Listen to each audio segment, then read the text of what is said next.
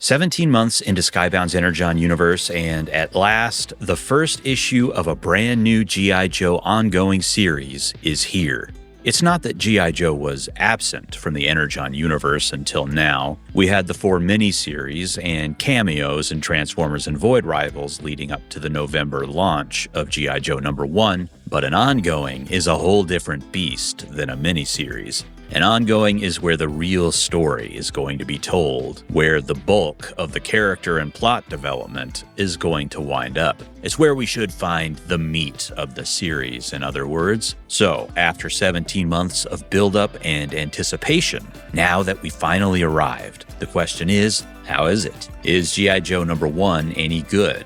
Yeah, it is. So let's get into why. G.I. Joe #1 wastes no time in introducing us to the major players of G.I. Joe and Cobra, as both groups are out to secure a piece of Cybertronian tech recovered from the crash site where part of Cybertron fell into the Pacific Ocean at the conclusion of Transformers #12. Despite obviously drawing from what came before with the miniseries and the Transformers ongoing, I think this is a great jumping on point for new readers, as we are quickly brought up to speed on previous events and how these characters got to where they are by the time of this issue. Would your experience with the book be enhanced by reading the previous miniseries and other titles in the Energon Universe? Most definitely. But I see no reason why you couldn't start with G.I. Joe #1, or if Transformers and Void Rivals aren't your thing, you could theoretically just read G.I. Joe. But I think it's safe to say that this series is far from cordoned off from Transformers. In fact, the Transformers side of things is a driving force behind the book. After all, the G.I. Joe team was formed as a response to the emerging threat of Cybertronians, while Cobra is fueling its ambitions with Energon and Cybertronian technology, which leads to one of the coolest little spins on classic G.I. Joe here, in my opinion, where the laser guns from the animated series make a return, only now they're powered by Energon and appear to be quite lethal. This makes the already formidable Cobra even deadlier, and puts the G.I. Joe team on the back foot.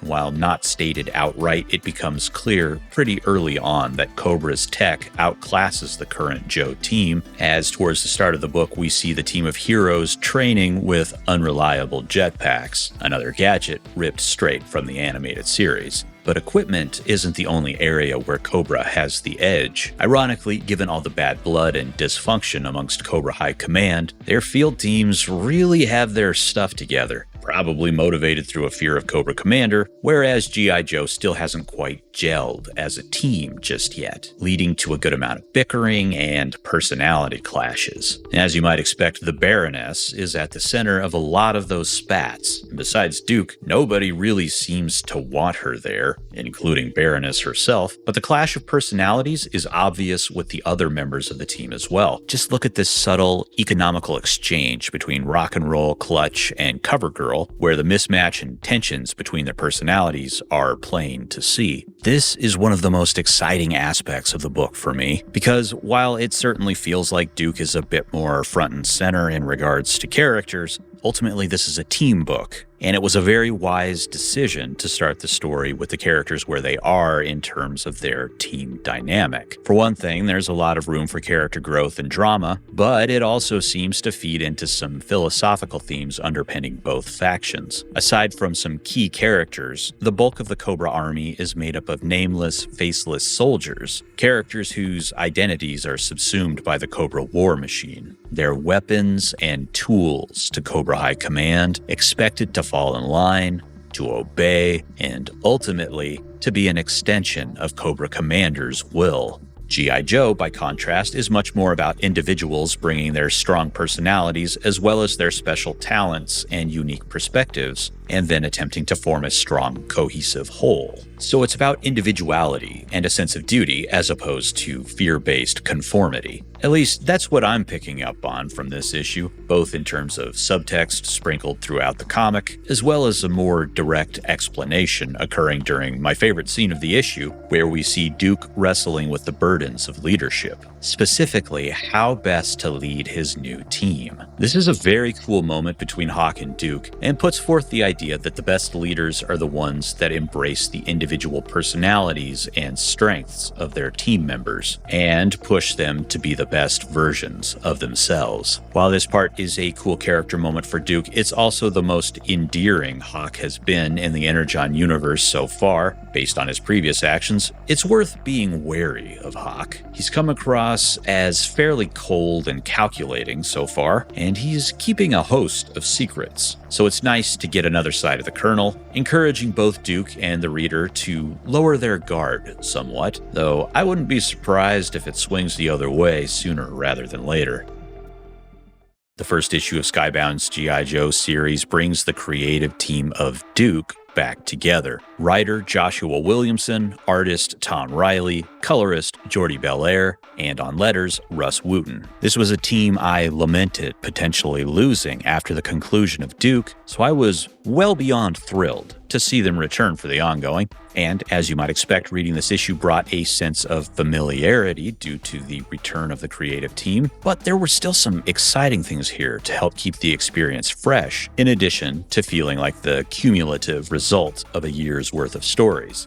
Featuring an expanded page count compared to your average issue, G.I. Joe #1 is a finely tuned introduction to this new ongoing series, with plenty of room for action, while leaving enough space for the quieter moments to really shine as well. The story can breathe here in a way that the miniseries couldn't, due to their limited and relatively isolated nature. It feels like we're in a story that Williamson intends to have unfold over several years, or at least I hope that's the case. But that feeling of having a long-term plan in place doesn't mean that this is a slow issue. Far from it. There's plenty of action here, including a segment introducing the new character Risk that plays to what I think is one of Reilly's great strengths, something that was apparent from Duke #1, which is fight choreography. The way Reilly blocks out all the movement here results in plenty of fun and energetic moments, like in these two panels where we see Risk's flurry of punches flying in one panel, then connecting in the next, even leaving little imprints of his fists on his opponent's face and body to clearly communicate the implied action. It really just gives it a nice visceral feel. Another personal highlight in this issue is this downright creepy page with Cobra Commander tinkering with his nanobot glove, his back turned to us, draped in shadow, helmet removed and resting nearby. Just enough of him visible to give us a hint of his badly burned physical features as a result of the actions taking place in Cobra Commander #1. This very atmospheric page is great. Just really awesome. We see a series of cuts to the ominous decor in the commander's lair, like chunks of energon in a tank, as well as a snake, which at first I thought was a reference to the snakes from Cobra Law, and maybe it is, but I also wonder if this particular reptile might have been recovered from the swamps in Florida, where we saw alligators that had seemingly been affected by energon exposure, but we also saw that there were snakes that had been affected as well, like the one with the glowing pinkish-purple eyes that we saw Nemesis Enforcer kill. Either way, the snake is an interesting addition here. And the final panel in this sort of descending stair-step sequence is Cobra Commander putting on his jacket, the Cobra logo visible on the shoulder, and then we see his hands reach for his helmet. The composition is made even moodier and more dramatic by Bellaire's on-point color work. And although we've seen Cobra Commander in both the Destro and Scarlet series, the reveal here just hits different. This page was a very fitting way to signal the return of Williamson writing the character he had so skillfully defined in the Cobra Commander miniseries.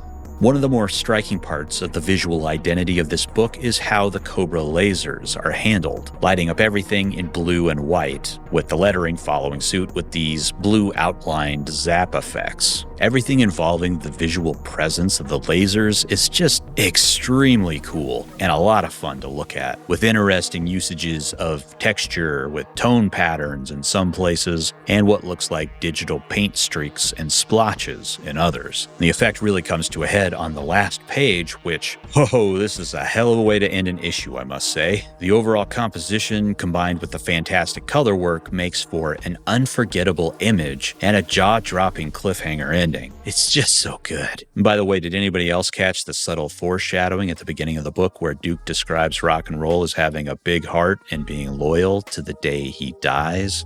Pretty sneaky. But anyway, that's it from me on G.I. Joe #1. Fantastic issue, well worth the wait. The franchise is in capable hands as far as I'm concerned, and I'm ready to see where it goes from here. Let me know your thoughts on the issue in the comments. Like, subscribe, share, and all that junk. And here's a question for you. Are you more of a Transformers fan or a G.I. Joe fan? Let me know. I'd love to hear your thoughts on that and anything else about the book in general. Thank you for watching this video. It's very much appreciated. I hope you have a good rest of your day, and I'll see you next time. Goodbye.